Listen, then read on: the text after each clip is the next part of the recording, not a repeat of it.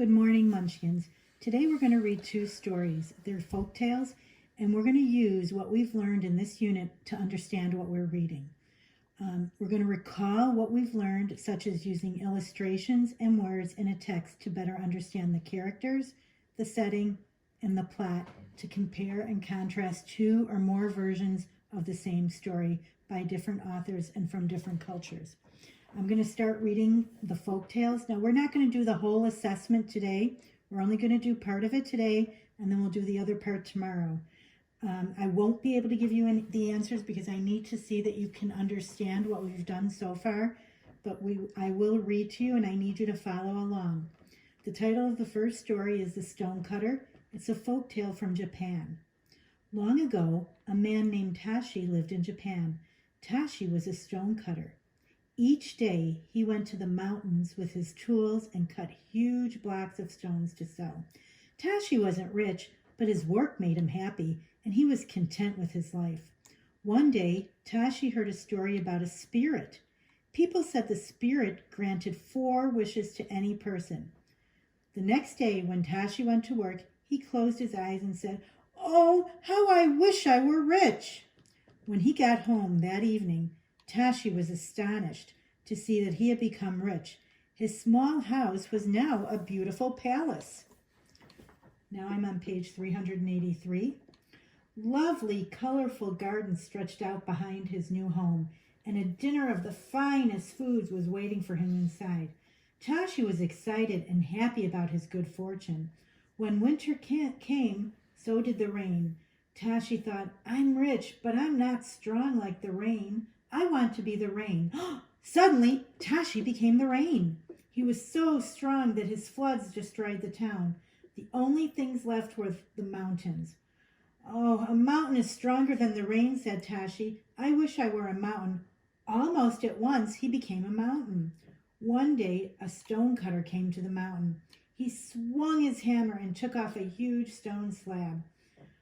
"This man is stronger than a mountain," Tashi cried. "Oh, how I wish I were a man." The spirit granted his last wish, and Tashi returned to his life as a stonecutter.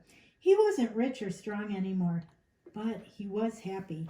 He never wished to be anything but a stonecutter again, but anything else was too much trouble.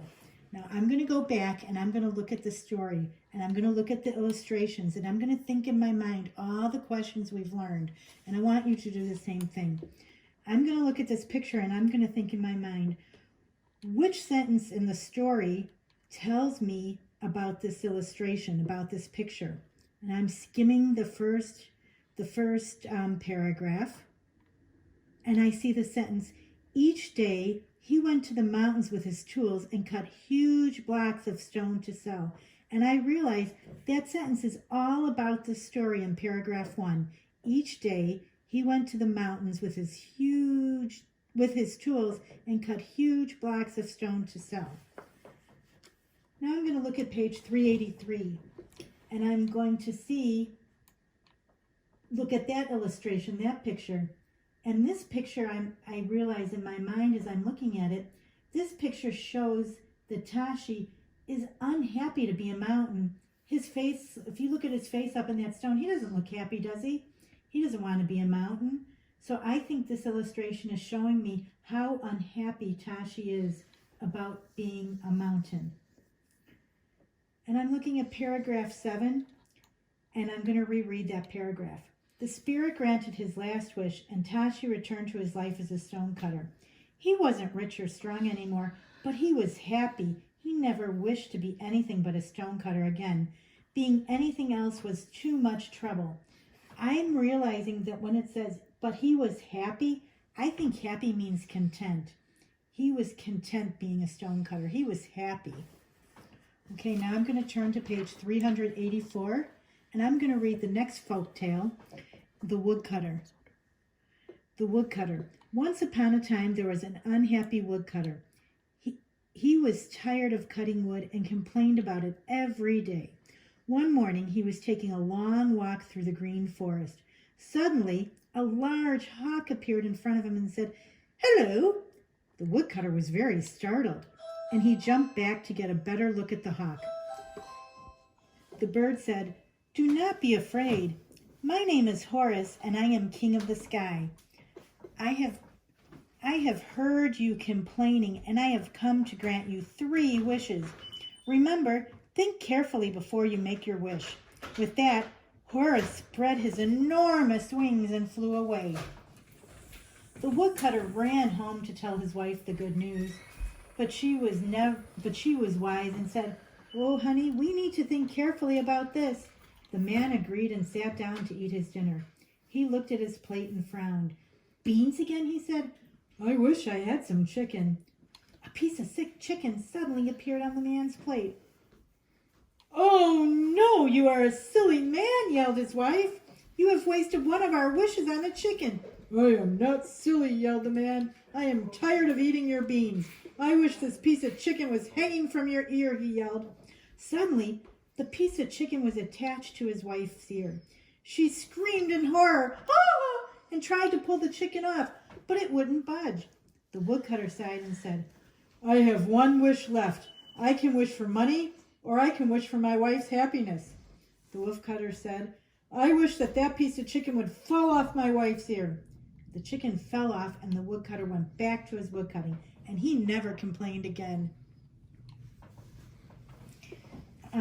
So I'm going to go back to page 384, and I am going to look over the story, the words, and I'm going to look at the picture of the illustration, and I'm going to try to figure out how is this illustration related to the picture. Well, I see there's a woodcutter, and I see the hawk.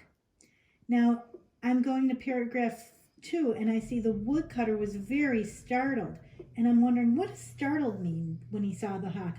I think he was surprised to see the hawk. Now I'm looking at page 385, and I'm looking at the illustration of the woodcutter and his wife, and she's holding a piece of chicken that was hanging on her ear. And to me, this picture is showing how the wife feels about the woodcutter's wish. I don't think she was too happy, do you?